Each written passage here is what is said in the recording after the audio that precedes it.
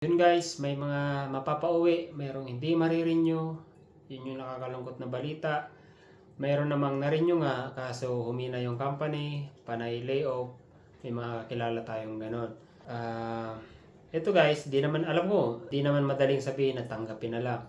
Alam ko din yung pakiramdam nyo guys. Tulad ko, hindi pa naman po ako permanent dito sa Canada. Kaya parang isa itong sign.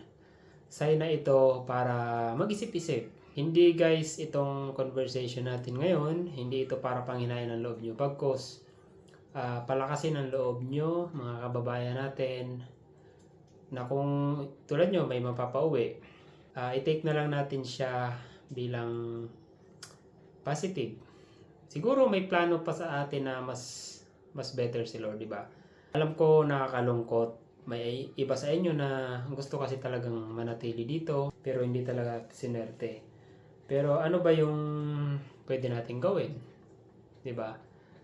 Marami namang nangangarap pero hindi nabigay sa kanila yung Canada. Pero tayo, mapauwi man tayo, isipin na lang natin pinaranas sa atin makarating dito sa bansang pinapangarap ng marami. Pwede natin gawin itong experience, di ba? Pwede pa naman tayong bumalik kung sakali. At least may experience na tayo. So, ganun. Hindi na lang na, alam ko nakakalungkot, pero, di ba, may experience na tayo. Pwede naman tayo mag-apply sa ibang bansa muna, di ba? Marami namang bansang magaganda rin. Tapos, kung gusto mo bumalik, edi uwi muna, pahinga muna. Pwede pa naman bumalik nga, sabi ko nga. And then, sa atin naman na mga na-renew pa, at least ito na yung maging lesson na maghigpit muna talaga ng sinturon habang hindi pa tayo napa-permanent. Sobrang swerte natin kung mga na-renew pa tayo, wag na natin talagang sayangin. Pass muna tayo dun sa mga bigay-bigay, wag muna tayo maging maawain sa ngayon, kaawaan muna natin yung sarili natin. Kasi wala pa tayong assurance o kasiguraduhan dito.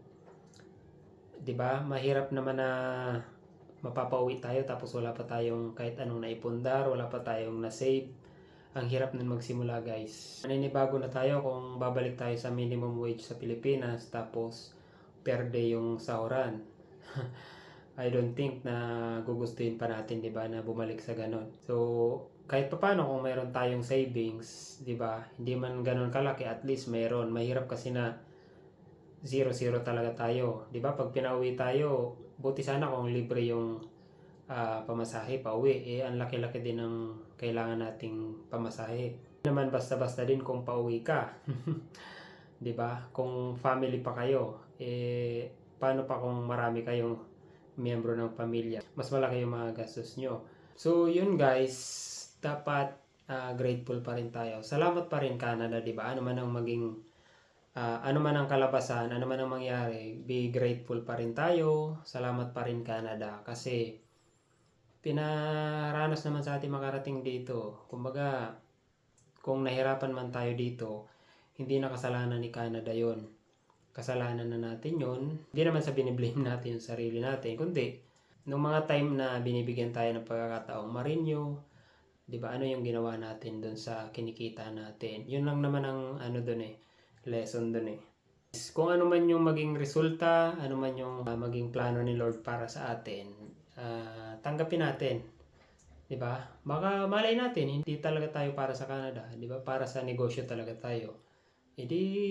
Kung ikaw naman di mo kasama yung pamilya mo, nandito ka sa Canada, baka ayaw ni Lord na malayo ka sa pamilya mo, 'di ba? Baka gusto niya ay makasama mo na yung family mo. I-take na lang natin na positive lahat ng nangyayari sa buhay natin. Alam ko na hindi naman madaling sabihin na ganun. Pero kung malulugmok tayo, magpapa-apekto tayo sa lungkot, baka mas lalo tayong 'di ba? Mahirapan. Doon na lang tayo sa control natin. Huwag na tayo doon sa hindi natin control. Kasi may awa naman ng Diyos, di naman tayo niya, 'di ba? Ang tagal na nating nabubuhay. Never naman niya tayong pinabayaan. Hanggang ngayon, buhay pa tayo, nakakaraos tayo sa araw-araw. Yun na yung ipagpasalamat natin na binibiyayaan tayo sa araw-araw ng buhay, di ba? Mapauwi tayo, at least safe tayo, makakasama na natin yung family natin kung hindi natin sila matagal natin silang hindi nakakasama. So baka ito na yung sign. At least makakasama mo sila. At yun lang guys, salamat at nakabalik ulit ako sa pagbablog at pag-upload dito sa YouTube. Kasi nabisi rin tayo, may mga pinagkakabalan tayong side hustle para kahit papano makatulong din sa tumataas na gastusin dito sa Canada. Kaya kailangan din talaga mag-grind habang nandito pa at binibigyan pa tayo ng chance. So wag lang tayong hihinto sa pangarap natin, tuloy-tuloy lang. At wag natin kalimutang manalangin lagi para gabayan tayo ni Lord at ibigay yung the best para sa atin, hindi yung gusto lang natin. So guys, salamat guys sa mga sumusuporta at patuloy pang susuporta sa ating munting channel. Yun, thank you.